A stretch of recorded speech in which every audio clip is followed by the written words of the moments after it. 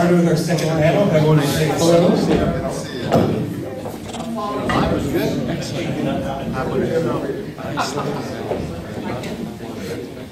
We want to thank our friends from Oregon for driving up and joining us today. And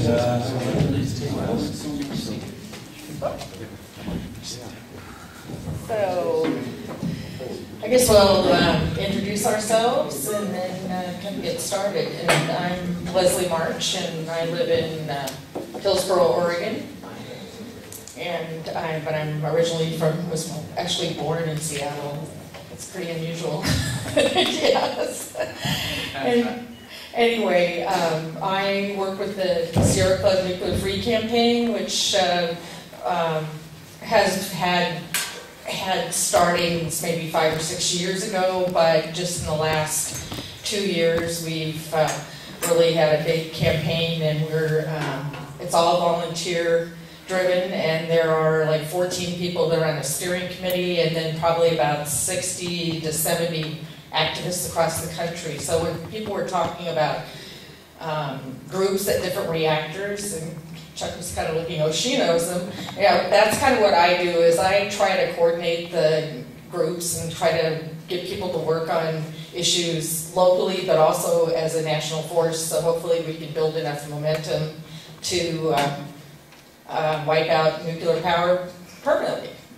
That's my goal. And this is Chuck Johnson. Chuck Johnson, and I am the director of the Joint Task Force on Nuclear Power for Oregon and Washington Physicians for Social Responsibility.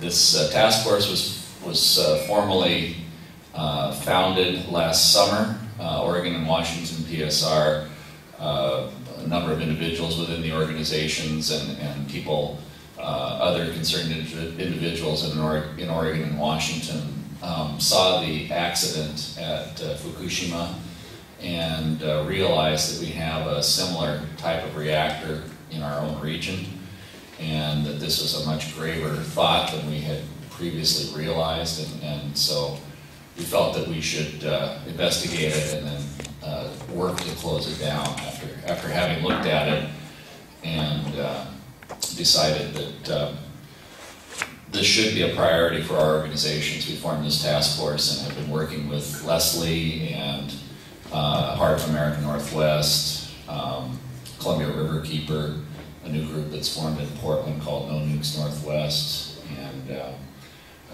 Alliance for Democracy, a number of different groups that are now coalescing and organizing to shut down the Columbia Generating Station. And I'll pass the mic over to Paul Koberstein.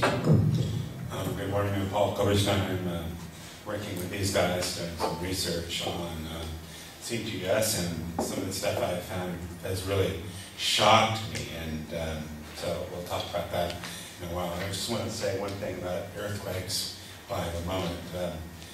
Last year I got into this subject when I sent a FOIA, Freedom of Information Act request to the NRC, asking about dams that were located upstream from nuclear plants, and what would happen if they collapsed. And so they sent me this document that's, as was discussed earlier, that was heavily redacted. And I thought it was really shocking that the NRC would be sending out information, safety information about their nuclear plants that was redacted. So that was my start with all this, and I found out much more, and we'll talk about that in a moment.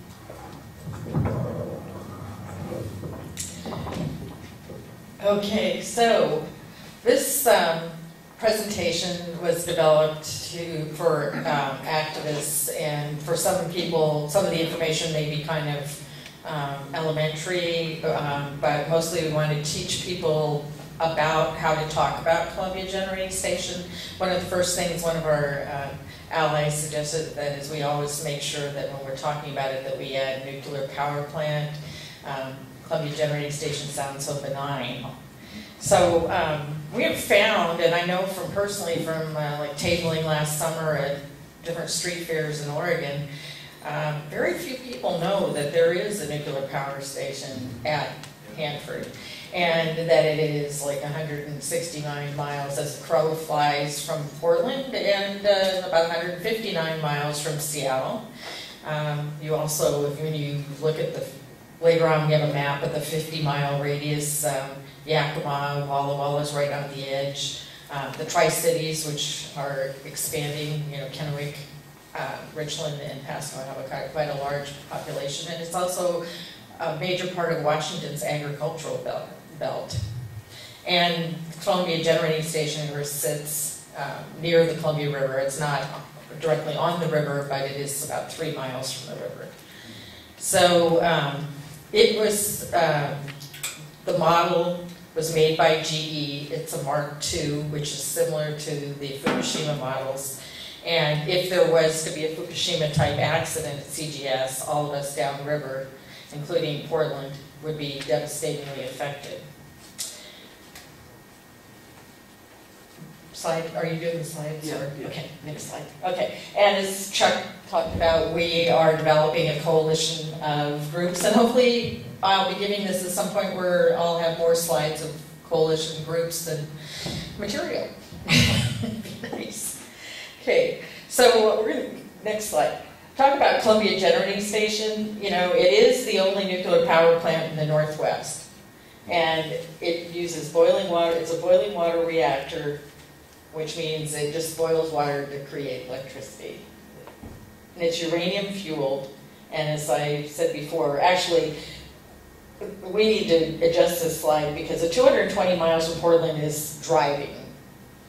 So it's really only 169 miles. And as someone pointed out just a few minutes ago, I'll quote Severin, for some reason, radiation plumes do not take highways. So that makes a lot of sense when somebody tries to tell you, well, it's 200 miles away. Well, it's really only 160. And the plant is cooled by Columbia River water. So Columbia Generating Station is owned by Energy Northwest, which is a consortium of 27 public power districts across Washington State. And that includes, some of its owners include Seattle City Light customers, Tacoma customers, and Vancouver, Washington customers, which is the Clark PUD. It was Energy Northwest was previously known as the Washington Public Power Supply System, WPPSS. And they'd like us to forget that. So this is actually WPPSS 2, Plant 2. The whole system was actually founded in 1957, and it took until the 1970s before they were able to get their financing. So originally they were going to build 5 nuclear power plants, and of the 5 plants, only 2 were completed. And the other one was shut down in the 70s after major startup problems, which was Trojan. And now we have Columbia Generating Station still running, but the other 3, 4, and 5 did not go online because of cost overruns and because the public was concerned after 3 Mile Island. But WPPSS itself continues to be the largest municipal bond default to date in U.S. history, and the ratepayers continue to pay for this through their monthly bills.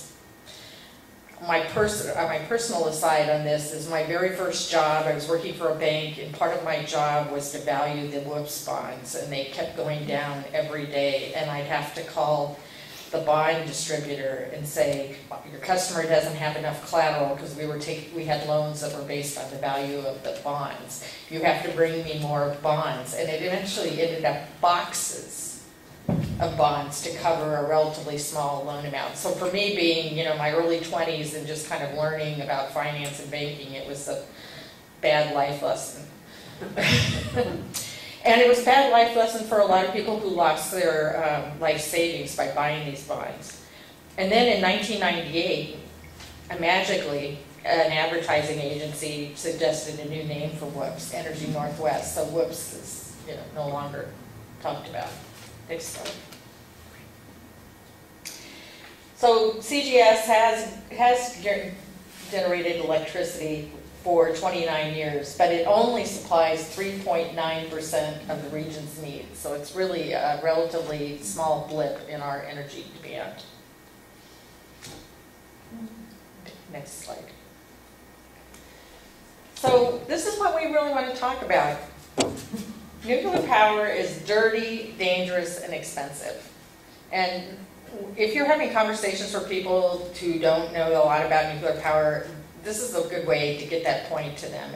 And we're going to kind of give you a background of why, quick bullet points and important things about why it's dirty, dangerous, and expensive. Next slide. Because, it really is dirty. Some nuclear industry spokespeople claim that nuclear energy is carbon-free. Well, actually, the period of time when the power is being produced is very low carbon. But the front end, which starts out with the mining. Now, there's a huge mine near Moab. And there are mines all over the country, and they've had devastating effects on miners, the nearby communities, and the environment. And the toll, both financial and human loss, is largely invisible to the American public. But the Navajo and the Lakota nations have suffered deaths and illnesses, and as yet undetermined harm from over 1,000 abandoned mines across the country. They're in Nebraska, South Dakota, all over. So what uranium mining does is it releases radon from the air, from the ground into the atmosphere, and so open pit and in situ mining sites have to be monitored. And the federal government has said, pose this as a low risk to the public. However, the communities that are in the areas, differ, and there's a lot of problems with high rates of lung cancer and birth defects related to radon. And plus, we all know that our houses get measured for radon now because of affecting children's learning abilities. So this is part of the dirty front cycle. Next slide. Yeah, here you go. See the nuclear fuel chain, it's cradle to grave. It starts out with mining, milling, enriching, processing, delivering, using, cooling, and finally storing. And all of it is dirty. So if you want to go ahead and go to the next slide. Yeah. But this is kind of a chant that you can think of. In fact, I find when people talk about it, they get into this rant. So here's another example of why nuclear power is dirty. This is the Shawnee fossil plant. It's hard to really kind of see this, but this is in Paducah, Kentucky, and it's owned by Tennessee Valley Authority. And there were actually 10 coal-fired plants on this huge plantation of coal plants. And 9 of them are operating now. One of them, actually, the Sierra Club coal campaign got shut down, but there's still 9 operating, which is good for one reason. There's a plant nearby called USEC that enriches in uranium and makes fuel for reactors and also makes things for nuclear weapons. And it was going broke, and the federal government decided to shore it up by providing it with some cheap uranium tailings from the Department of Energy that then were taken to USEC and processed for fuel for our Energy Northwest. So if you read something that said, oh, wonderful, Energy Northwest has bought enough fuel to last it till the next 15 years at a cheap price, that was this. So essentially, people that talk to you and say nuclear power is clean, they seem to forget that nuclear power requires this uranium fuel, and the fuel has to be made somehow. And in this case, 9 power plants, or coal power plants, are used to make it. So it's, for a whole year. So it's 1,369 megawatts is the generating capacity of this big plant. And the plant itself consumes 12,350 tons of coal a day. And this is based on TVA's own stats, which I have to read it because I can't believe it. So this is an example that's right here in our own backyard that the Columbia Generating Station that provides, according to various sources, maybe even as much as 10% of Seattle's power is getting it essentially from a coal plant. No. Leslie, I just wanted to mention that in the sequestering struggle, right. I hear that through Boehner's connections, they they have a recycling and an enriching process that's funded, increased. Right. Because of government funding. So, you know, in terms of cutbacks, these guys aren't getting cut back. No, and what's interesting is Rand Paul is one of the congressmen from that area, and all this talk of Tea Party and government spending, they didn't seem to have any problem when they wrote the big checks to keep USEC running. And they're also backing them on a centrifuge recycling process, which hasn't worked yet, which is sited in Piketon, Ohio. Where is Shawnee Fossil Plant? It's at Paducah, Kentucky. That's on the Ohio River, right? Right. Yeah, we have, you know, Sierra Club activists that have been working to shut this down, the USEC plant for years, and then, and this maybe recently, in the last 10 years, they've tried to shut the coal plant down, or the coal plants. Okay, so here's a good chart that shows you that, you know, it's not the carbon-free energy is advertised. So if we're really talking about, quote, green energy, wind, hydroelectric, which we already have a lot of, solar, parabolic trough, that's the concentrated solar, where you have a giant thing out in the desert, and PV, you know, right on your rooftops. And then comes nuclear. But we have all those other alternatives that we could use rather than nuclear, where we have permanent waste that comes from there. I don't think there's any permanent waste from solar or hydroelectric or wind. Next slide, please. And now I'm going to turn it on to Chuck, who's going to talk about how dangerous CGS is. All right. So next slide, please. The Columbia Generating Station is a boiling water reactor, as stated before. So is Fukushima's reactor. Fukushima is a GE Mark I boiling water reactor. The CGS's reactor is the same make, but a Mark II model. The containment failure that occurred when the initial earthquake struck Fukushima was foreshadowed by senior GE engineers who resigned and testified in front of Congress in, I think it was 1976 or 77. So it was a while ago, about the fear of a containment accident. Quote, "The consequences of containment failure are frightening. It is unthinkable that plant operation can be continued on the very tenuous argument that the probability of the accident occurring is low," end quote. And not too long after that, a couple decades, it happened. Japan is still dealing with the direct effects, and the rest of the world will be dealing with the air and water pollution for decades, centuries actually. As long as the CGS, Columbia Generating Station, is operating, we have the same risk of containment failure in our backyard. So next slide, please. On March, this is a slide that sort of helps you see what happened inside the reactor at Fukushima. On March 11th, there was a 9.0 earthquake off Japan. Immediately afterwards, the Fukushima Daiichi nuclear plant was inundated by a tidal wave or tsunami. The backup generators failed, and they lost power to the 6 reactors at the plant. 3 of the reactors became overheated, and they exploded. Their cores melted, and they released large amounts of radiation into the air. The spent fuel pool was up several stories above ground. You can see that just right up. It's up near the top of the reactor. This is the reactor core, the little long, skinny, and this is the containment. It's meant to represent the containment. And then the spent fuel pool is there. It was located there so that they could easily take the fuel rods out, move them through water and into the pool. So it's very convenient in that way. Not very conveniently located with regard to the ground, however.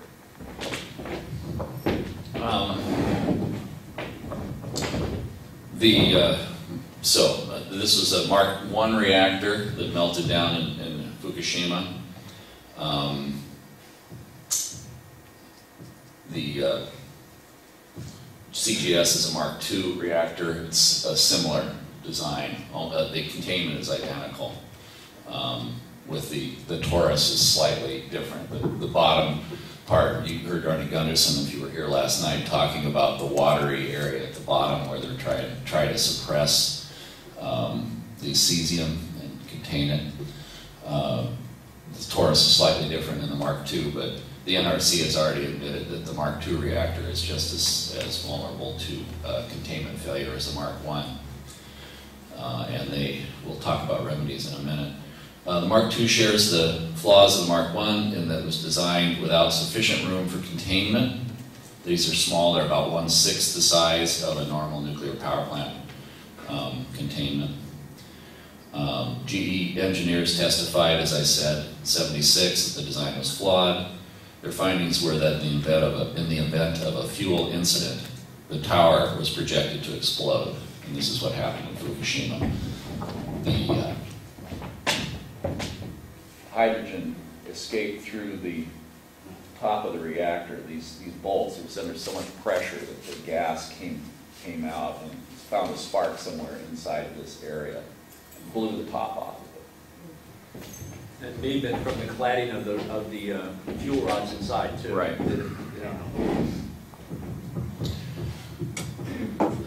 The proposed band-aid for this design was to build a vent. In fact, they had vents in Fukushima, which ended up failing because they were not sturdy enough to withstand a worst-case accident. But this event actually defeats the concept of containment. Paul Gunter describes it as like putting a screen door on a submarine. You can't have a containment if it doesn't contain. However, in an emergency situation, the alternatives are possibly worse. So they're recommending, the NRC staff recommended that vents be added to both the Mark I's and Mark II reactors and containments. And they recommended that they be hardened to withstand a core meltdown situation, be more sturdy than the ones that were put in Fukushima. And they also contain filters to block the radioactive particles that would be going out the stack when they vented. Wouldn't stop the noble gases that if you saw Arnie talking last night, those would still be going through, but at least it would stop the cesium and the strontium and the iodine from getting out. Again, this is a Band-Aid solution, but it was just rejected last week by the NRC because the industry didn't want to spend the money on putting in filtered vents, which is just an outrageous affront to the people living around these nuclear plants. The estimated cost for a hardened vent has been, well, I get into that later, I think, actually, so I'll save that. But in any case, the cost of doing retrofits has escalated up to possibly as high as $70 million per plant. Beyond Nuclear has filed a petition with the NRC challenging this decision, and Oregon and Washington PSR have signed on to that, as has No Nukes Northwest and a number of other groups around the country. If this petition fails, then it's possible that it'll be taken to court. And the grounds for challenging, it's saying that these plants should be closed because they will no longer have a valid containment. You can't call it a containment. One of the requirements of having a plant is that it have a viable containment. If you put vents on it and they're not filtered, basically what you're saying is that you really don't have a containment on your nuclear plant. Okay, next slide, please. In an interview with the Seattle Times, Bob Alvarez, who some of you may know, a former Nuclear Regulatory Commission policy analyst, actually he was an Energy Department policy analyst and advisor to the White House, said, Columbia Generating Station's spent fuel pool is similar to those in Japan and could be damaged in a strong earthquake, terrorist attack, or industrial accident. The steel-lined spent fuel pool sits inside the reactor building, several stories above the ground, and is made from thick concrete, but it's not enclosed in the kind of containment structures that surround the reactor core. Spent fuel pools are the most vulnerable components at operating reactors. This was in the Seattle Times, he was quoted. And it's funny, Alvarez, you can see what happened to the top of the reactor. The spent fuel pool is in that damaged part of the reactor, it's just sitting there. And Unit 4 was damaged and has been leaking. It's actually the most dangerous remaining problem at Fukushima. Because if that building collapses and that pool collapses, it will release, I've heard 10 times as much radiation as was released previously from Fukushima.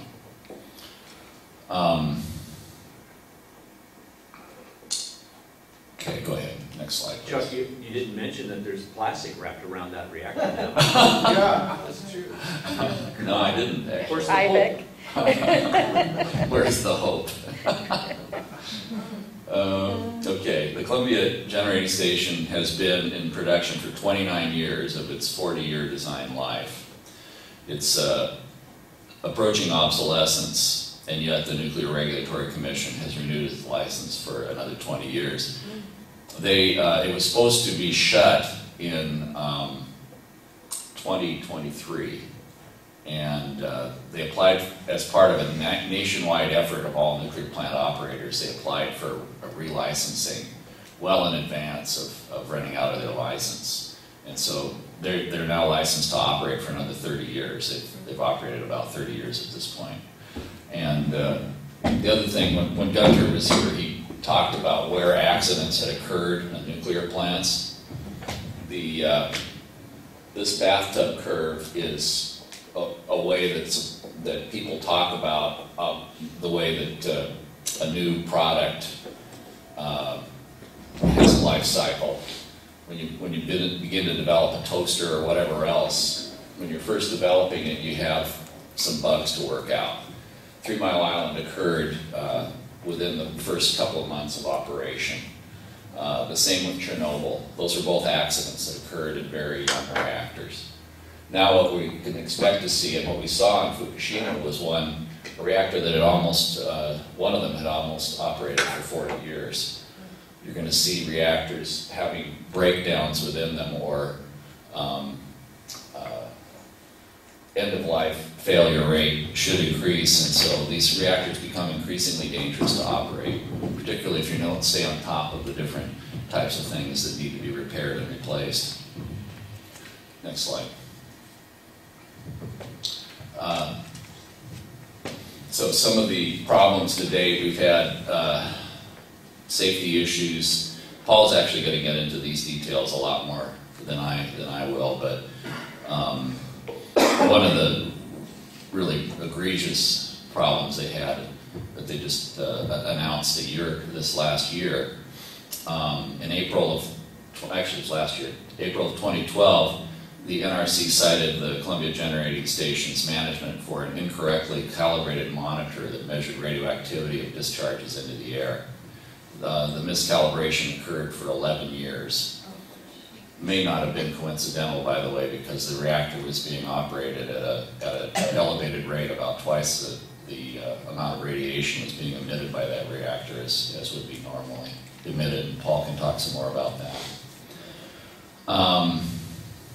There have been electrical fires, one in 2009, electrical inadequacies cited in 2003 and 2012 by the NRC, and then aging parts. Longer than normal maintenance periods, producing less electricity. Most recent in 2011, they finally replaced a condenser in 2011. I won't steal Paul's thunder by going into great detail on that one, because he's really been looking into that as well. It was a bad, faulty condenser to begin with, and they ran it longer than anyone has in the country. It was the last of that type. Next slide. This is a picture of Fort Calhoun, Nebraska nuclear power plant, which was shut down by flooding in June 2011. It hasn't been restarted since. Nuclear power plants are sited on rivers or on an ocean using water to keep them cool. These locations are particularly vulnerable, but flooding has increased due to global warming. The Columbia Generating Station sits on the Columbia River, roughly 30 miles below the largest dam in the United States, Grand Coulee. In addition to flooding, other natural disasters that could affect nuclear plants include drought causing water levels to drop. This caused a number of French nuclear power plants to be shut down during a massive heat wave that they had several years ago. Water temperature rise, which last summer shut down several nuclear plants in the United States because the water was too warm to cool the plant. They had to shut one down. It was on Long Island Sound in Connecticut because the sound was literally too hot to safely operate the plant. And same was true in Illinois with one of the plants they have there. Okay, next slide. This is a photo of a wildfire on the Hanford Reservation last summer.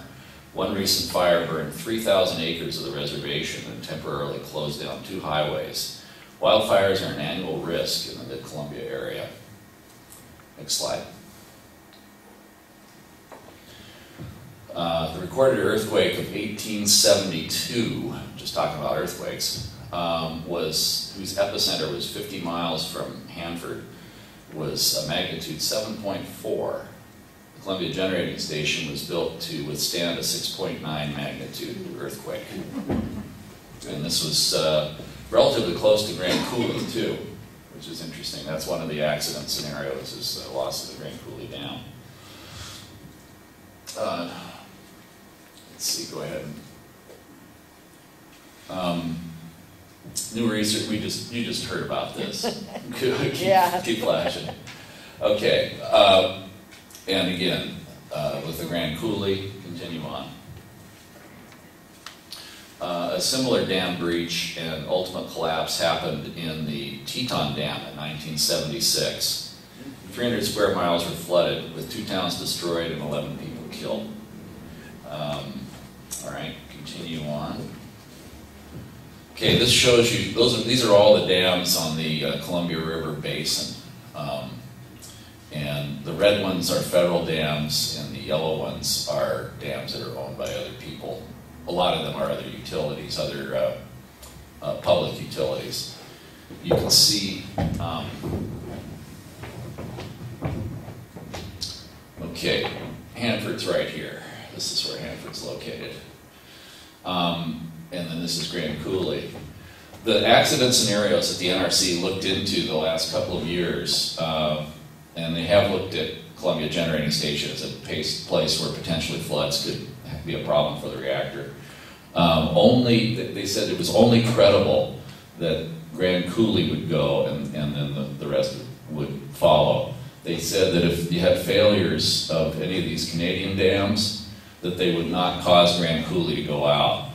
I'm a little suspicious of that fact because with Grand Coulee going out, it just barely does not affect the reactor. However, if you added the water from behind Grand Coulee, it would probably have enough volume to flood the reactor. So I think we need to look into their scenario and have an expert help us figure out whether their assumptions were correct.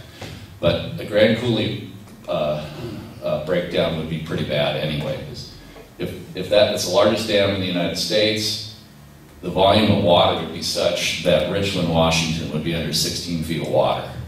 And that would not be just placid water, that would be extremely fast-moving water carrying enormous amounts of material. It would wipe out all of the water intakes from the Columbia River, it would wipe out the power to the site, of course, and potentially would undermine the ultimate heat sink, which is the backup water. It's very close to where that's located. Fortunately, they did site that nuclear plant up on the plateau, unlike all of the production reactors for nuclear weapons, which are right along the river, which would have been they'll be totally covered with water. They did have the foresight when they were building that plant to build it a little higher up. Would you know, like what percentage of them are earth dams and what are structural dams? The ones above Grand Coulee are earth dams, I believe. Isn't that right? Yeah, And the Mica Canadian is the ones. largest earth dam in the world. I think. Excuse me? Mica, way up Mica? on top. Yeah. Yeah, And there's supposedly a scenario or some investigation about what that would do if that failed. But Then they said it would cause overtopping on the Grand Coulee, but it would not cause the Grand Coulee to fail. which is very helpful for their My study. question still stands, is how many of them are earth dams and how many are structural dams? Most of the ones above, as I said, above Grand Coulee are earth dams. I don't know the percentage in the rest of them. Go ahead. So looking at Grand Coulee, that's obviously a concrete dam. Chief Joseph is a concrete dam. Then you have Wells, Rocky Reach, and Rock Island, one of them, Priest Rapids. Those are earthen dams, Okay. or run-in river dams. And those are low hanging dams that would all be wiped out by whatever happened to Grand Coulee. Okay, good. It's good to know. I didn't know that. Okay, please move on. Okay, and we've had landslides, of course, the Bridge of the Gods in the Columbia River Gorge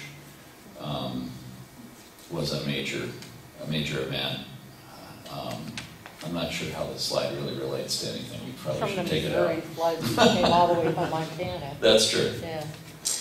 Okay, Yeah. next one. Cool. All right. Yes, there have been, after 9/11, there's been so all the nuclear plants were realized to be extremely vulnerable to attack, particularly the spent fuel pools. And I don't know about, theoretically, Al-Qaeda targeted the Columbia Generating Station. I haven't really heard that other than this one reference here, but I know for a fact that they did look at Indian Point. That's one of the places that they looked at in terms of attacking New York City. But decided the results would just be too nasty, just too awful, and decided to do what they ended up doing. Let's see. Here's what the FBI says paid a visit to at least one of these plants, the Columbia Generating Station. This is Steve Young, CNN correspondent. The only nuclear plant in Washington State, or possibly other plants, we don't know. But we do know that the limited distribution, not for the public disclosure, contained a chilling possible scenario from FBI headquarters to all field offices. Here's what it said. During the briefings of an Al-Qaeda senior operative, he stated that there will be a second airliner attack in the U.S. The attack was already planned and 3 individuals were on the ground in the States recruiting non-Arabs to take part in the attack. The plan is to fly a commercial aircraft into a nuclear power plant to be chosen by a team on the ground. The plan included diverting the mission to any tall building if a military aircraft intercepts the plan. No specific timeline or location was given for the attack. The NRC document also says that the FBI can't assess the credibility of the information. I do know that the NRC, and Paul Gunter went into this a bit when he was here earlier, the NRC supposedly did look at this threat, but they realized that there was no way that they could, in any affordable way, make these plants less vulnerable to a jetliner, and so they chose to basically ignore it. Next slide. Small things can cause big accidents. We just saw, in addition to squirrels knocking out electric grids, there were some rats last week that literally knocked out the cooling water to the Fukushima spent fuel pools for about, what was it, a day and a half? Yeah. About a day and a half, and they had about a 4-day leeway. But literally some rats chewed through some wires, and they didn't have cooling water in their spent fuel pools for a day and a half. But they reassured the world that it would take 4 days for the temperature to go, warmer than 65.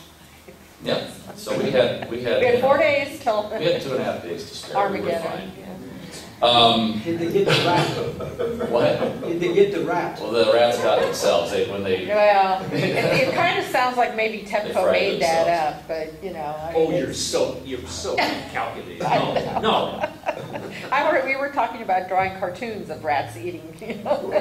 But there is actually a serious point. I mean, what material in the wire attracts the Attracted the rats, we should look at that seriously, you know? Yeah. Of course, yeah. It's actually sweet. The This installation is. was a jerry-rigged, this was not standard. They still hadn't made a permanent encased control box, apparently. That's what they're saying, is that it was this temporary setup, electrical setup that they had.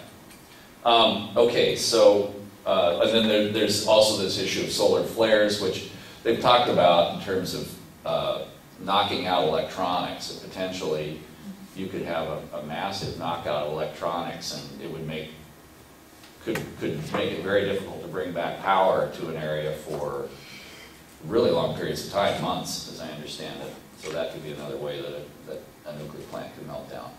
Continue. It's ironic that the taxpayer continues to spend billions of dollars trying to clean up the post-World War II radioactive waste that's located at the Hanford Nuclear Reservation, while meanwhile, CGS, nuclear power plant, just down the road, continues to create tons of radioactive waste with no permanent storage solution. We favor, every year, each of the 104 U.S. reactors produces 25 to 30 tons of spent fuel. It is stored in fuel pools for 5 years or more until it cools down enough to go into on-site storage units while it waits for permanent storage. Just before we go, one of the things that we favor, and we've talked about this before, is getting as much of that fuel out of the reactor as possible.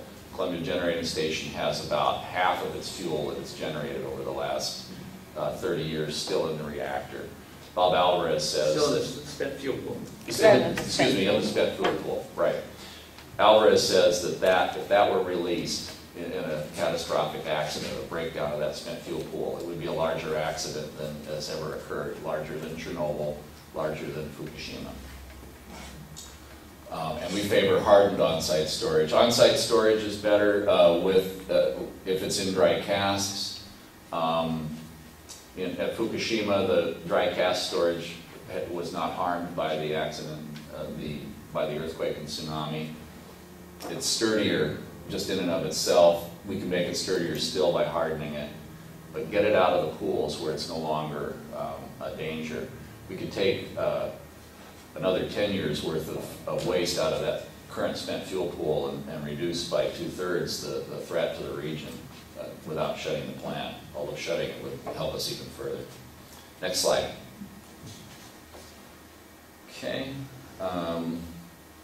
And as I said before, if we've been spending all this time the last few years cleaning up Hanford, it would just be a ghastly, horrible mistake to spoil that by continuing to operate this plant and having an accident continue. Next. Okay. All right, I think I'm out of order in my comments. Keep going. All right. Despite the misleading description, low-level radioactive waste is not low risk. Some of it is so deadly that exposure can kill a person if exposed for just 20 minutes without shielding. Next slide. Energy Northwest still states on their website that the high-level radioactive waste will eventually be transferred to Yucca Mountain, despite the fact that Yucca Mountain has been rejected as a permanent repository. A lesson learned from Fukushima is that the spent fuel stored on site in concrete canisters did not escape containment. The Columbia Generating Station has been following this protocol, and spent fuel, as I said, was about half of what they've done so far. Next slide. Okay, nuclear power is also expensive, which, as noted yesterday, some people care more about than the hazards. Move on to the next one. This is a earlier version of a study that we've commissioned by McCullough Research in Portland, Oregon, of what the cost of the Columbia Generating Station is to the region compared to the cost of buying power if it were shut down.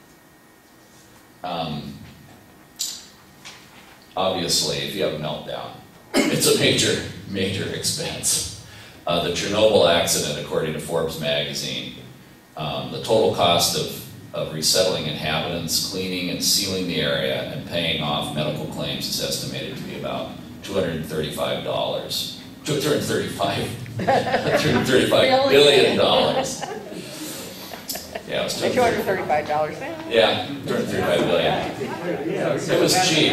Yeah, no, it was not that cheap. In his autobiography, Gorbachev says that the Chernobyl disaster was the final straw that broke the Soviet Union financially. The costs of Fukushima are not yet known, but according to a report based on data in the Nikkei, it has been estimated cleanup and compensation costs would be as high as $257 billion. And the French, who get 70% of their electricity from nuclear, it's just come out that they have done a study as to what, they studied right after Fukushima what would be the cost of a worst case accident, and it's between $500 billion and $1 trillion, depending on where it would take place. It would ruin the French economy. This is from the French Academy. This is not some outside group. So they're even France, which is very nuclear dependent, is coming to grips with what an economic disaster, in addition to between 500 and trillion, 500 billion and $1 trillion. Okay. Yeah. It's better to speak in fractions of a trillion. Half a trillion, yes. Half a trillion. And these are not even effective responses. We keep talking about these responses and all this money, but there is no effective response to these things. This is just clean up and trying to mitigate disasters. It's not a response. There is no way to counteract these. Absolutely. And in a country, if I may, in a country like Europe, the impact of Chernobyl reached all the way to Holland. And so when the French talk, they are actually talking about what might happen within their own yard. Exactly. But look at what will happen to the neighboring country. That's true. Next slide. The 50-mile radius evacuation area as shown in this picture affects over 300,000 people. If you look at the 100-mile radius, the economic centers for Washington and Oregon's agriculture could be at risk in the event of a nuclear accident. Washington's apples, cherries, wheat, hay, potatoes generated over $9.4 billion in 2011. For beer drinkers, note that 80% of the hops grown in the U.S. are within this 50-mile zone. I'll show you where we're It's very close, unfortunately. These are some of the industries within 50 miles. Ironically, I mean, it would ruin the Tri-Cities. We are the most pro-Tri-Cities organization, a group of organizations that exist. Because we're trying to save them from utter destruction. All of the wonderful Battelle Northwest Labs, which researches all kinds of things in addition to nuclear, has $1 billion in annual revenue. There's silicon manufacturers, there's all kinds of manufacturing going on out there. And wine. And now I'll turn it back to Leslie. Thanks. Okay. One of the critiques that people that are working on anti-nuclear work get, that, we're fear mongers, everything is all about making people afraid. But what we want to say is that's not true. We're going to say that, these are the dangers and we should do something about it because we do have solutions and alternatives. And in fact, before Chuck and I went on this crusade, I actually spent 2 years in graduate school getting an MBA in sustainable business, and my concentration was renewable energy. And I told people, well, I want to use this to do anti-nuclear work, and they were like, really? And I said, yes, because you have to show dollars and cents and practicality what the solutions are to replace nuclear power. And in our region, we don't use that much nuclear power, so it's really pretty simple. So if you want to go to the next. So for the region, it's estimated that 3.9%, at least of the energy that's sold by Bonneville Power, is nuclear. No, So, It's 12%, 10 to 12% of Bonneville power. Bonneville power, but 3.9% 3.9% for the whole region. Right. So we're talking about Oregon, Washington, and Idaho.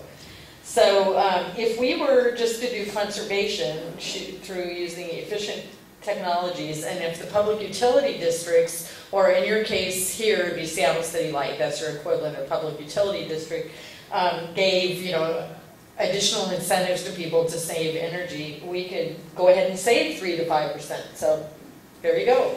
You've solved it right there. It's, you know, we can find safer, cleaner energy production through wind and solar.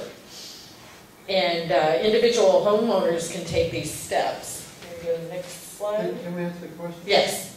Just to straighten out that seeming disagreement. You said 3.9 and Chuck was talking about 10 to 12. And I thought all the power went through Bonneville. But you're saying... Not all the power in the region goes through Bonneville because there are some private power companies. Yeah. Can I take that? Sure, go ahead. Okay, Bonneville runs the dams and it buys the nuclear plant power from Energy Northwest. It's required to by Congress, Congressional Act. There are other utilities that have dams and generate electricity in other ways. And so within the region, Bonneville is about 10% of their power comes from the nuclear plant, 10 to 12%. And the rest, but within the region of all the total power production is 3.9. If I may suggest, actually, this is a good place to put another slide with where the rest of the energy comes from. Okay. Yeah. Like all right. To show, just a so chart of, okay. Pie chart. That's good. That's good. Make a note. I don't have a pen. I'll write with my coffee. Okay. Anyway, so, you know, I mean, these are things that a lot of us, people in this room are probably knowledgeable about, but some of our audiences that we will be talking to aren't on the energy saving wagon like we are. So, you know, there are ways that you can cut down on your energy usage at home, LEDs, heat pumps, and power strip technologies, which is really interesting. They have this new heat pump that basically replaces your old electric base heater, which in older houses that have been retrofitted and don't have furnaces, this is a really sensible way to, you know, replace your, and it's actually a safer technology because you have a problem with electric base heaters that, you know, people put furniture next to them and start fires. And anyway, so there's these more efficient heat pumps. Essentially what they have is like, I should have had a picture of it, but there's like a metal box that's high up on the wall, about 7 or 8 feet up the wall, and it's all connected from the outside to a heat pump. And so you can put as many as 6 rooms on one of these systems. And some of the PODs are talking about giving people incentives to buy this equipment, so they'd be able to get a low price loan, like you would for energy efficient windows or maybe furnaces, where you'd pay a little bit through the gas company or through the electric company. So these are the kind of things that we can, you know, active things we can be doing to continue lowering our energy usage. Yeah, the other point that I would make, and goes in here, is that jobs are created by all this. Right. You know, the jobs, there are skill sets involved, obviously, at running CGS, but those same skill sets can be turned around, and if they have to formalize it, they can do it kind of like the GI Bill, but they can make programs that help people with those skill sets who might be displaced and put them into the solution side rather than the problem side of energy. And they have been doing that in Oregon with displaced timber workers, training them to work on wind turbines, and they are really good jobs. I mean, because they're average of like $55,000 to $65,000 a year. You know, for just taking maybe an 18-month community college course. Okay, so we can also talk about, we're not going to go into a lot of detail on this, but, you know, there are new building systems. I mean, when new buildings are built, they should be built to some kind of LEED standards. But also industrial buildings, there's more efficient ways of running industrial buildings. and they can use this combined in heat and power, or essentially the heat generated by the process that the industry is doing would come back and be used in the industry. And I'll give you a very simple explanation of that. A pizza company in Portland uses the heat from their pizza ovens, the excess heat, to heat hot water with. And so that way, you know, they're saving on their electric bill because they can use the excess heat from their pizza ovens to heat the hot water that they need to run their dishwasher. Okay, so in Washington State, there was Initiative 937 that was passed in 2006, and it's driving Washington utilities toward renewables. And it also, if a PUD promotes energy efficiency, that also counts in the percentage of renewables that they're supposed to increase. So the utilities are supposed to increase renewables by 3% in 2012 and by 9% in 2016. And so this is, oh, okay, we need to fix that. Anyway, this just shows all the new renewable energy sources that were reported in 2012. Just a question. Yeah, I didn't believe that 937 included hydro at all. That was. Yes, it actually does. It includes hydro if you upgrade hydro so that it's running more efficient, and that's something that they are doing. In fact, that's in my next statement. So new wind is leading the way, is what you know, the reports are from the Washington Department of Commerce.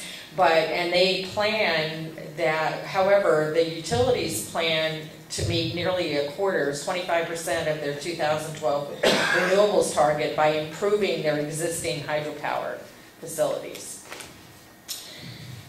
So it may be that I have read the initiative, it may be that it didn't directly address hydro. However, if they make hydro more energy efficient, then that could be used in the number, because efficiency was included in the number.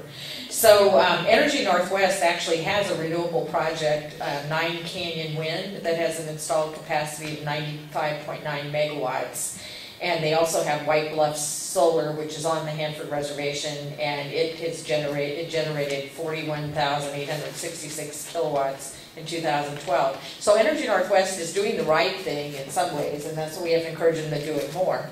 As far as wind goes, you know, in Oregon, they just opened Shepherd's Flats, which is over by Arlington, Oregon, and it's the largest wind project in Oregon, and it is generating so much wind, it's already, most of it sold to California.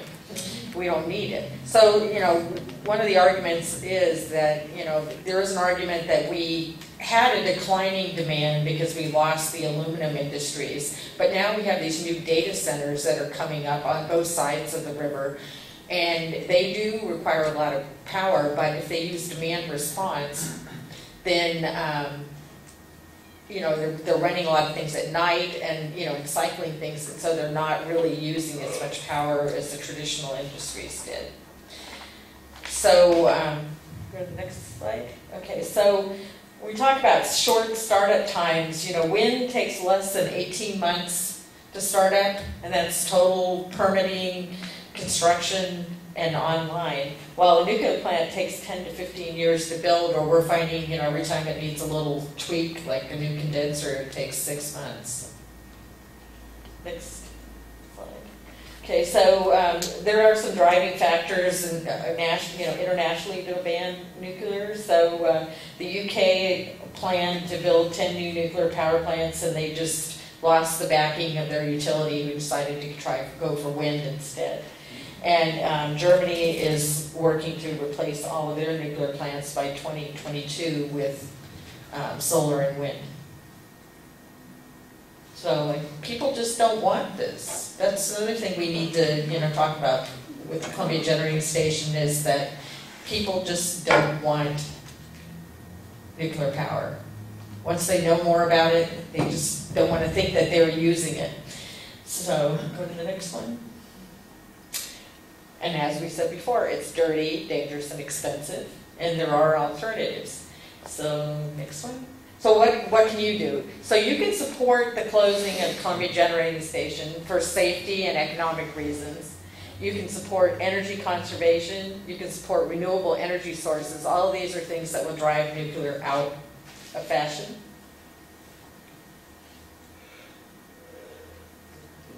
This is in remembrance of our friends in Japan.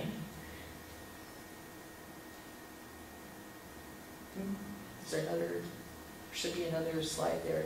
Oh, just went by it. There we go. Okay, so it's time to take local action. So for local action, we would like to give you these addresses, and we also have a call to action handout to give you the addresses. So one of the things we're asking everyone here is to write a note to one or both of these people. Mike O'Brien is the chair of the Energy and Environment Committee for the Seattle City Council, and he also sits on one of the Energy Northwest boards. And Jorge Carrasco is the superintendent of Seattle City Light, and he's not a direct decision maker, but we still, need to tell him that we don't want nuclear power in Seattle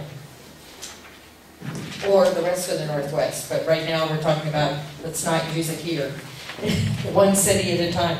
And I think there's another one with our website. There you go. There's the website for people who need the website. And thank you very much. We appreciate your time.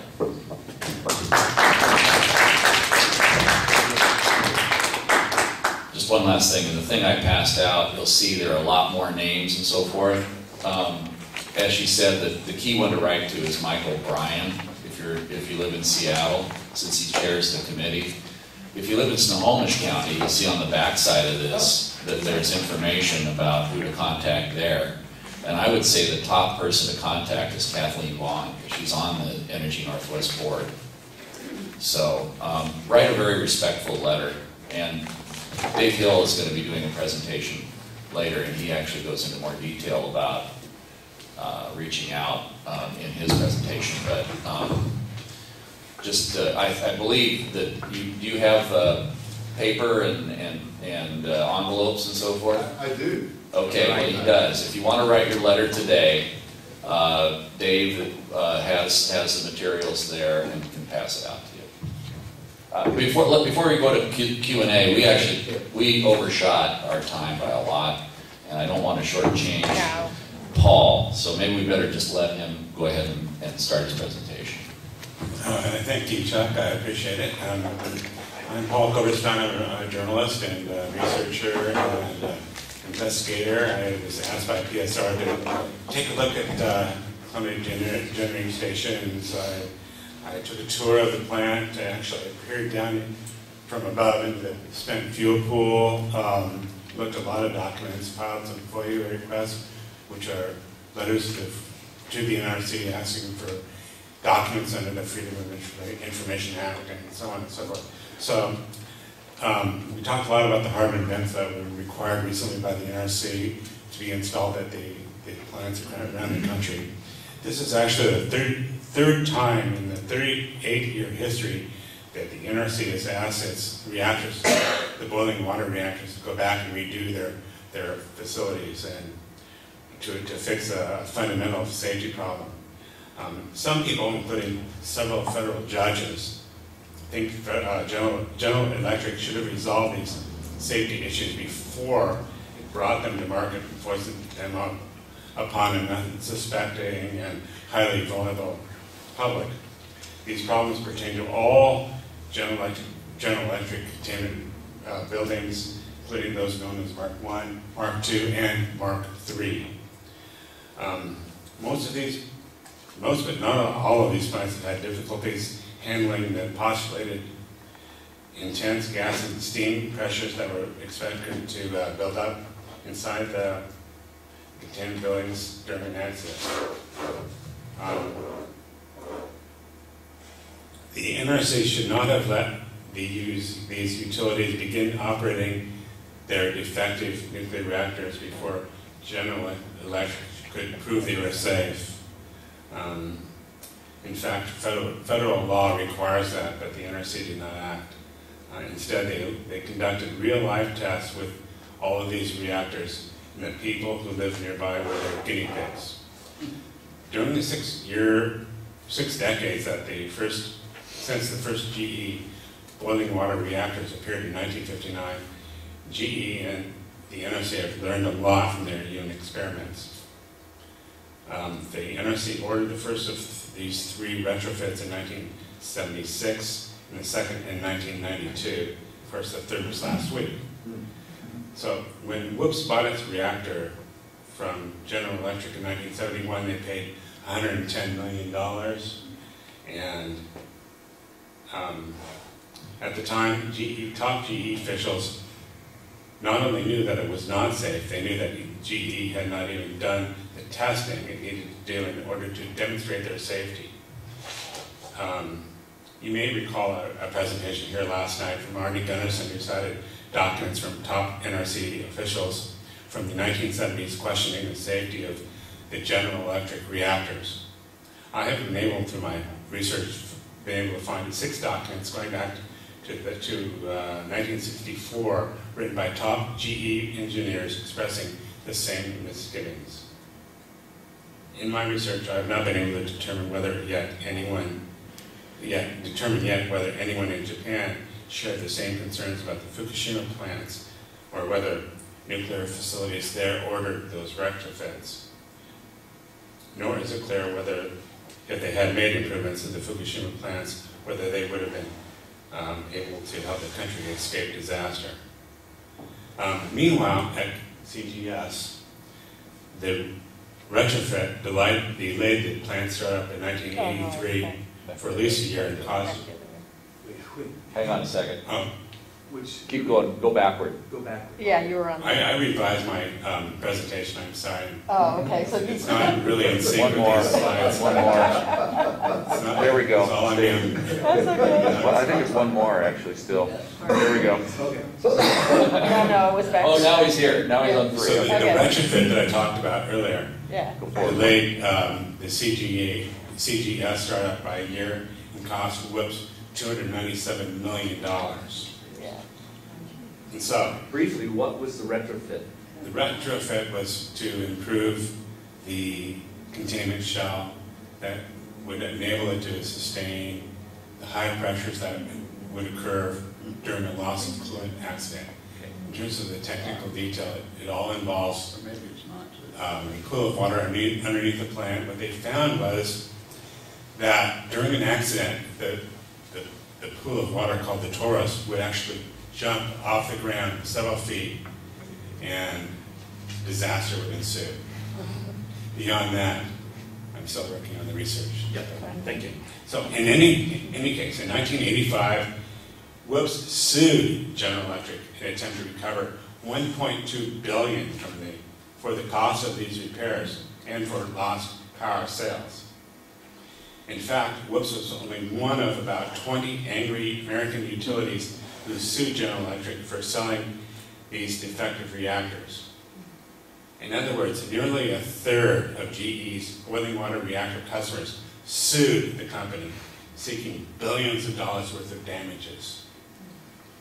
In the end, they claimed they collected at least $500 million in settlements. It could have been more, but some of those settlements were described in court documents that were sealed for years, and so it's really has been really impossible for me to determine the exact amounts. So far as I've been able to determine, the largest of these settlements was $400 million awarded to Long Island Power and Light over its failed shoring plant. The lawsuits alleged such things as breach of contract, misrepresentation, fraud, and racketeering. As a footnote, you may have heard about the problems with Mark I and Mark II containments. These are older versions of the boiling water reactor. The newest version, the Mark III, has also been found to be defective. Ohio Edison and 4 other utilities in Ohio sued GE in 1991 for defects in the Mark III containment for problems at the Perry nuclear power plant near Cleveland. So the judge in the Whoops case, getting back to the Whoops case, was a guy named Judge Alan McDonald, who heard the case in his courtroom in Phoenix. The case was transferred to Arizona, like a lot of the Whoops litigation was during that time. So Judge McDonald, and this is what we call in journalism the money club, said that GE was playing a, quote, sophisticated game of Russian roulette with its reactors.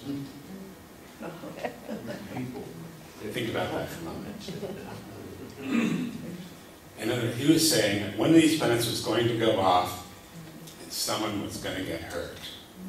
When he made the statement in 1989, of course, he had no way of knowing that the victims would be in Fukushima, Japan. In his lawsuit, Whoops argued that GE was liable because GE engineers knew that reactor containment technology was unproven when GE brought it to market in 1959. GE engineers knew that it still needed further testing to determine how safe it was. They just didn't know when they sold it to Whoops in 1971. As I said, Whoops presented at least 6 documents in court written by GE engineers showing that the company knew about the problems long before it began selling its defective reactors to Whoops and dozens of other utilities around the US and Europe and Japan. For example, in 1968, the manager of GE Systems Conformance Engineering Unit wrote a memo describing 10 specific issues that needed further investigation. None of those were investigated. One reason, as this manager pointed out, this would require very expensive, large-scale tests. As we've seen, those tests were conducted in real life, and we were the guinea pigs.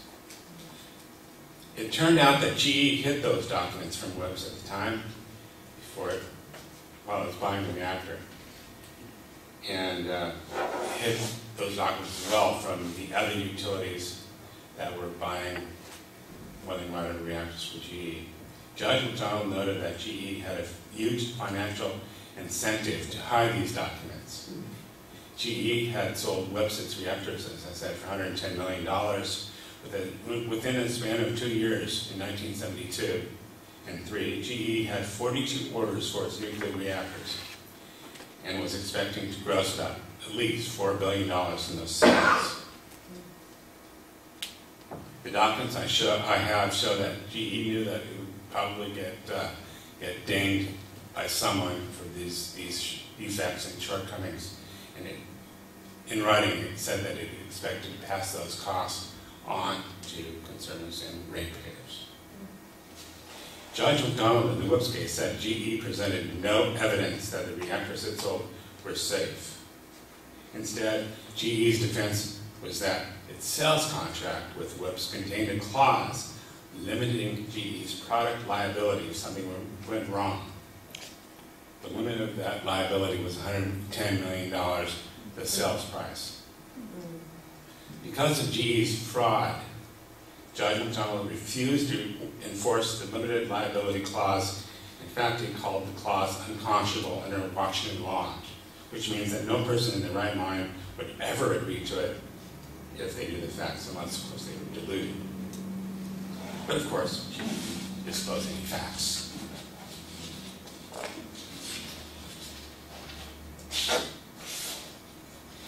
Whoops won the case. GE agreed to settle for $137 million worth of goods and services. It never paid a dime to Whoops for the cost of the retrofit with lost power. But you've probably never heard of this case because the court records were sealed for years, and by the time they were released, the media had long lost interest in the Whoops story. They were so focused on the financial disaster, they missed the nuclear disaster. Meanwhile, in 1998, as you've heard, Whoops, I'm not paying attention to the slides. I'm trying to That's okay. keep up with you. Okay, thanks. Changed its name to Energy Northwest in an effort to distance itself from the Whoops debacle. And of course, it slipped into the greatest municipal default, bond default of all time up to that point. As you know, it got into trouble because it was trying to build 5 nuclear power plants at once, all on the cheap, and had very little experience in the nuclear industry. And I'll talk about the cheap part of it in a minute. It finished only the one plant that we have today, as you know. The name may be different, but the same nuclear reactor is beating inside that plant. So, how are they doing? Since 2000, the Columbia Generating Station has been cited 246 times for violating federal law and regulations. And the frequency of the violations, the number is increasing by year. The number, for example, in 2012, they committed almost 3 times as many violations as they did in 2000. What's the number? 33. And in 2000 it was 12, so almost 3 times. Most of the violations were relatively minor, but many involved safety infractions. The NRC classified, and still does, classifies 2 of them in the near miss category. These accidents, fortunately, did not lead, these mistakes, infractions, did not lead to actual accidents or meltdowns. But they do rank among the 50 or so dumbest things ever done by an American nuclear power plant. By the way, the number 1 that sits at the top of the list is 3 Mile Island. You heard that. Also, as Chuck said, for the last, for 13 years, between 1998 and 2011, they operated their air pollution monitors. They weren't calibrated correctly, and for a significant chunk of that time, they weren't working at all. These are the monitors that were installed to sound an alarm to warn the public about dangerous radiation releases at the plant. They've also had 22 scrams since 2000. These are occasions when they had to shut down the plant suddenly and with no advance warning to make emergency repairs to the reactor or other main components or safety systems or to correct operator error. Since 2000, the biggest problem at CGS has been the condenser, which has been talked about a little bit. It was built originally with some of the cheapest material available in a condenser. And the condenser's job at the plant, at boiling water reactors, to take water that's been boiled and used to turn the turbines and then condense the water back, the steam back into water, and then the process starts all over again. At this plant, starting in about exactly in 1984, the first year of operation, maybe even on day 1, these tubes in the generator and the condenser started to leak. And the tubes were built, as I said, of cheap material. It actually was called Admiralty brass and was about 1/6 the durability of titanium, about 1/3 the durability of stainless steel, and much cheaper. But of course, Whoops at the time was eager to cut costs wherever it could. As you may have heard, the cost of its 5 nuclear power plants was exploding from $2.3 billion to $23 billion. So they saved money, and then they had to deal with problems that resulted at a much later date. Over the years, these tube leaks caused copper and zinc to leach out of the brass and contaminate the reactor core, damaging the fuel, corroding the fuel cladding, the zirconium cladding that is encased the fuel. And actually there are cracks in the cladding, axial, that go around the circumference of the cladding. And there were also cracking in the reactor core. These leaks led to widespread cobalt-60 contamination to the reactor vessel, as well as the accumulation of corrosive crud. That's a technical term. It stands for Cobalt. Crap, you should know this. I do. It stands, CR is the first two letters. No, it's a reactor in Canada that had this problem. Something. It's an unknown Unknown deposit. right? Yeah. CR, unknown The reactor deposit. in Canada is called Condu or something. That's where this. No, it's something. No, that's different, that's a Something reactor design. It's not Clinch River, but it's a river something.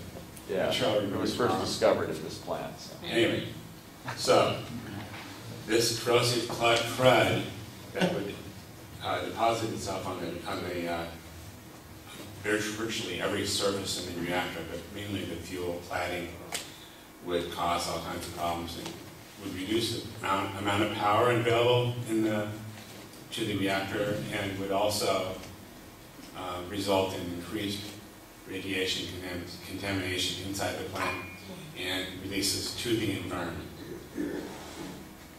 And conveniently enough, their monitors weren't working for 11 years. Well, that is true. Who knows what? We have very little monitoring information from that plant for that period of time. At any rate, Energy Northwest studied this condenser problem for 15 years before deciding to replace the hardware in 2011. The reason for this delay was money. The Bonneville Power Administration, which buys all of the CGS power, wasn't happy with its efficiency and performance, and was Sorry, I'm screwing you up. Keep going. and was pressuring the Energy Northwest to produce more power at less cost. So they were trying to run the plant and doing so to appease the BPA. In an internal memo, an Energy Northwest vice president said, Columbia's management has thoroughly reviewed options for managing ongoing condenser challenges. On each occasion, continuing operating risks were accepted. Risks were accepted instead of taking action, primarily to avoid cost and extended outage length. Every day that plant sits idle, it costs Energy Northwest, they say, $1 million in lost energy sales, and huge sums in repairs and chemistry analysis and so on. There's a lot of money that this problem costs this company a lot of money. So in 2011, hired a contractor named Babcock and Wilcox to come in and replace the condenser. B&W found that the old condenser was much hotter and was far worse shape than it was ever led to believe. Moreover, B&W workers received up to 3 times as much radiation dose than they had been told they should expect and were prepared for. The plant was in poor shape, and port design documents and other paperwork were defective or just simply missing. So, Babcock and Wilcox sued for $50 million. 3 weeks after the lawsuit was filed in federal court, Energy Northwest settled. They didn't respond to the allegations, and so, in my view, the safety issues raised by the Babcock and Wilcox lawsuit have never been resolved. I would like to see an investigation. Meanwhile, the NRC found all kinds of problems with the condenser repair job, which, as Chuck has mentioned, was expected to take 2 months, took 6 months. Energy Northwest refused to pay its bill and finally came up with $19 million to settle that and the other allegations.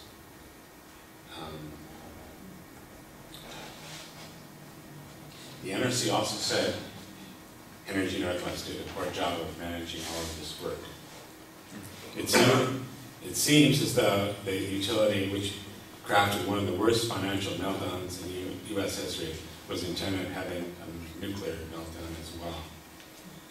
As a footnote, I glossed over a lot of stuff that will be in my final report, which will come out sometime in the next few months. For example, in the years before the initial startup, the NRC identified dozens of other problems and violations and forced repairs.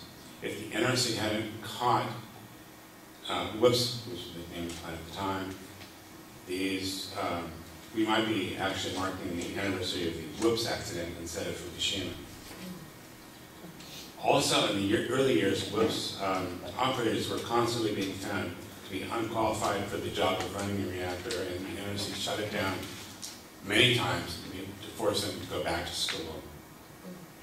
At the same time, these same workers were caught committing childish pranks during working hours. Finally,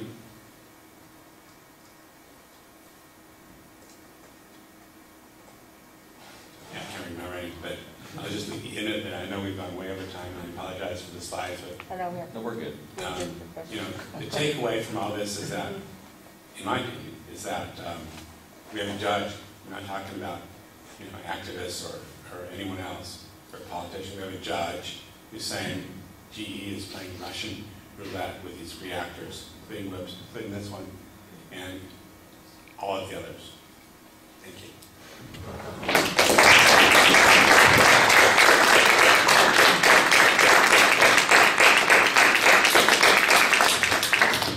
So, Question? yeah, we've got 20 minutes for questions.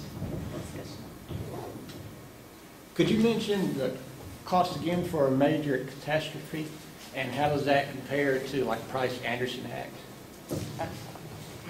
Price-Anderson Act limits liability. I think it's, what is it, to the first $1 billion? Yeah, less. Less than $1 billion, yeah. And who would pick up the cost of the rest of that? Taxpayers. Isn't it 375 million or something? Is it? Okay. It is, it's not. All right.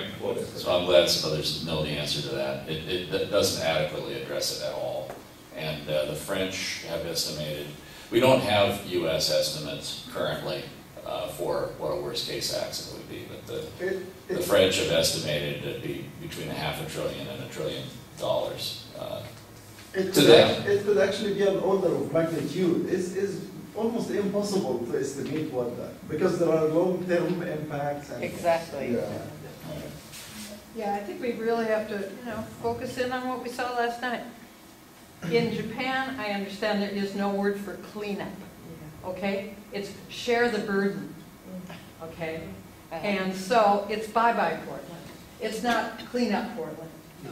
It's bye-bye agricultural land, not clean up agricultural land. And we're fooling ourselves if we think that this country has the economic resources to deal with this kind of catastrophe. And that goes back to what I was talking about earlier. Same deal with over at the Trident base. You have a bad enough accident and bad enough release of radiation. The way this country is structured economically, you're just talking about writing people off. Whether you have earthquake insurance or not, whether you have this or that or not, it's just not going to happen. And we've seen it. We saw it in Katrina. We saw it back east this winter. Over and over again. This would be unlike Katrina. It would be contamination, and as John pointed out earlier, we don't really have the capacity or the ability to clean it up. But this writing off pattern has occurred, not around nuclear, but I'm just saying with the situation in New York. There's people all over New York. Needs unaddressed. But it'll be like Chernobyl, where there's just this empty area that no one, is allowed to go. People are forced to live there anyway, Yeah. like Japan. Right. We were all singing the same song, and the refrain goes over and over and over. No one in this room needs to be convinced of the hazards, of the potential disaster, of the known disasters that have occurred, and all that. I think what we need to consider is why is it that there was a little earlier, a total of 24 people in the room. Most of them, like me, gray-haired, getting old. Only one young person, I assume you're Paul's daughter, is that right?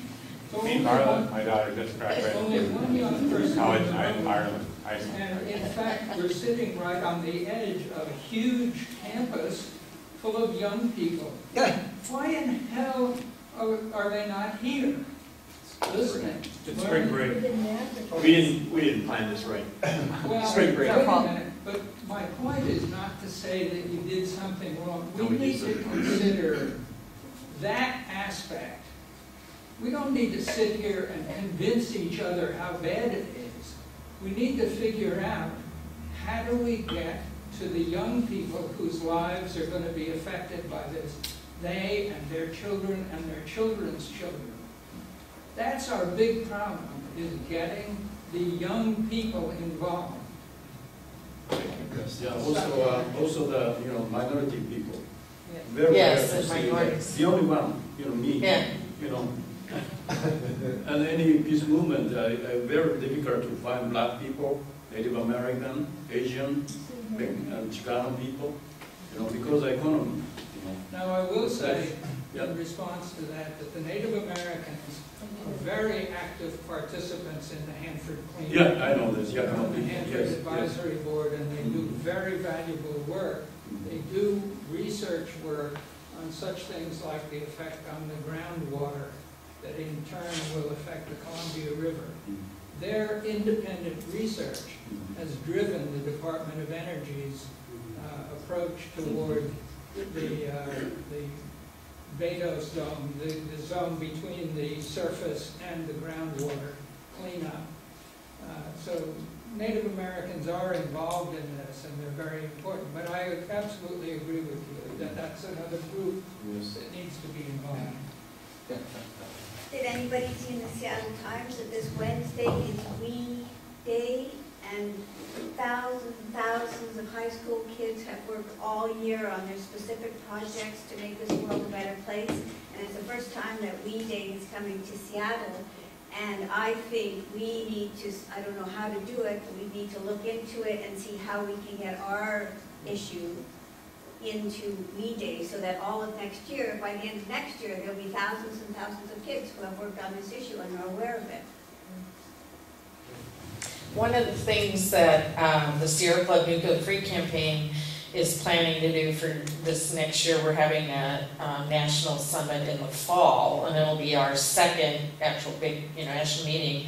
And as part of the grant that I wrote to get the money for the conference, they basically gave us we were required to do something that would be outreach to youth. And so we're going to do an outreach to university and graduate school students and have asked for a poster display and white papers with the opportunity of having them get published. So we're hoping to attract people that way to come to the conference and also work with the Sierra Student Coalition. This is the same question. I mean, I've been asking this question for 30 or more years. I remember going to I don't know if anybody remembers when Group Health used to actually have an anti-nuclear group, and I went to their meetings, and I was like 25, and nobody was there that was less than 25 years older than me at the time, and they kind of looked at me and said, "Oh, the next generation." Well, I want to see the next generation now. And go ahead. You have another proposal? Or? Two thoughts come to mind. Mm-hmm. Holly Barker from the University Anthropology Department has studied the history of radiation damage in the Marshall Islands, and she's going to be here this afternoon, and we can raise the question with her as to how best to get to the students, because she does have some students who are interested in environmental law, who are actively participating in getting some practical hands-on education through Jerry Paulette, our lawyer legislator. but that's a very small drop in a bucket. The other thought I have is that if we can work up an article for the University Daily out of the guts of this slideshow, that I think would be very powerful. Well, I'd be happy to work with the Daily on that if anybody else thinks it's a good idea. Yeah, that would be great. The two issues you brought up, one is needing more involvement, youth involvement, but generally more involvement. And the other one is, just preaching these issues to the choir. I think as we first we have to teach the choir how to sing on key. So there is some value in doing this because we're obviously having trouble. We're struggling. This is the second time that she and I have presented this, and I've presented some parts of this that I had not previously presented. But this is my first. Then this was Paul's first, right? You got the applause. Right, he did. He deserved it. Yeah. So anyway, but Dave Hill has been working up a more generalized nuclear primer that focuses on the Columbia Generating Station and intends to take this out to other groups. I think we need to outreach, but also we need, as people have more specific things to do, people are going to some extent, they're going to come and get educated maybe, or they're going to read an article, but they're going to be more likely to get involved if there's specific actions. And our goal is to get Seattle City Light out of this nuclear reactor and use that as a focal point. They're one of the co-owners. We've spoken with Michael Bryan, some of the members here of the coalition, and we had a meeting with him. He was interested, and we told him about the vent problem. He was concerned about that, and we're going to be asking him to hold a hearing, and that could be a focal point for people to come and express their opinions that they'd like to have it closed down. And I think as more of those outlets happen, we're going to see more people get involved. No, wait. Yeah. I go first? You first, and then Mary. Yeah. Well, a few issues I would just like to raise. I don't know if they can be questions, but you can make them questions. Number one, in response to what the gentleman said in the back, I like coming to these meetings for two different reasons. I'm the only one usually with an accent, and I also look young compared to the I was talking to the gentleman and monk from Japan during the break, and I actually, you mentioned the lawsuits against General Electric. I'm not aware if the Japanese people of Fukushima are actually launching lawsuits against General Electric, because I think they should. I think they should, and we should encourage them to do that. Excuse me, very difficult to think about from Japanese people. This sue the General Electric, because they are not American. I live in the island, Bainbridge Island. The population is 22,000 people. 800 lawyers live there. What's wrong? What's different? Okay. You want to say something? I just want to say I think that there's very few people actually realize that these lawsuits had occurred. I don't think Arnie mentioned them last night. I haven't seen any information along this line from other experts like David Lockbaum. Even the New York Times, in a big story 3 days after Fukushima occurred, said that in the 1980s, utilities were thinking about filing lawsuits. If he had read his own newspaper, he would know that that's not true. They actually did file some lawsuits, including 2 nuclear plants in his own backyard, at Charlem and 9 Mile Point in upstate. So. The other point I want to make is this, and it might bring the young people.